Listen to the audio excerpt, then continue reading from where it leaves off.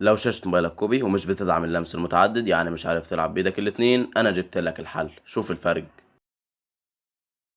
بص يا صاحبي، الطريقة اللي هقولك عليها دلوقتي دي محدش في اليوتيوب كله اتكلم عنها قبل كده، ولا بالعربي ولا بالانجليزي. انا اللي اكتشفتها بنفسي وجربتها على شاشة الكوبي وشغالة زي الفل 100%. فلو انت موبايلك شاشته كوبي مش بتدعم اللمس المتعدد ومش عارف تلعب بابجي او بيس بايدك الاتنين، ركز معايا هوريك الحل الكامل خطوة بخطوة. اول حاجة لازم نفعلها نفعل خيارات المطور. ازاي نفعل خيارات المطور؟ نروح على الاعدادات، بعد كده ننزل تحت خالص على حول الهاتف معلومات البرنامج، نضغط على رقم الإصدار 7 مرات ورا بعض لحد ما يكتب لك أنت بالفعل مطور.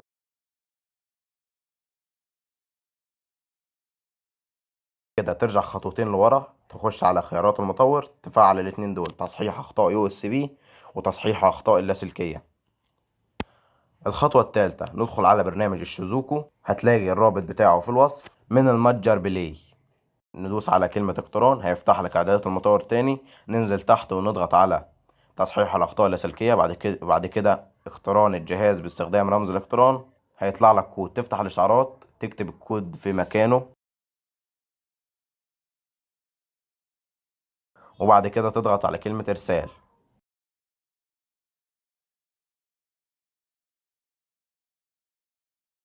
وبعد كده نرجع 3 خطوات لورا وندوس على بدء التشغيل. كده الشيزوكو اشتغل معانا.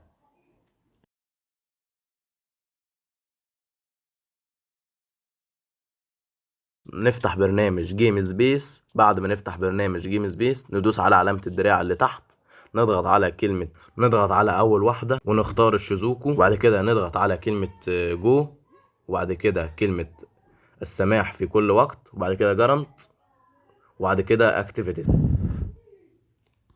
وبعد كده تضيف اللعبة وتضغط كلمة دن، وبعد كده ندوس على كلمة انتر عشان نفتح اللعبة. هتلاقي علامة ظهرت لك، دوس عليها وانزل تحت شوية واختار 60 فريم، واقفل باقي الاعدادات اللي انت مش محتاجها زي ما انت شايف في الفيديو كده.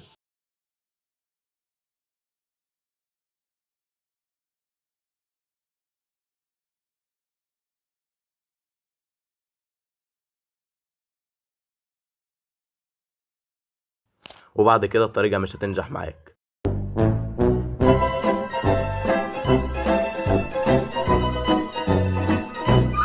لا بهزر، الطريقة هتنجح معاك 100%.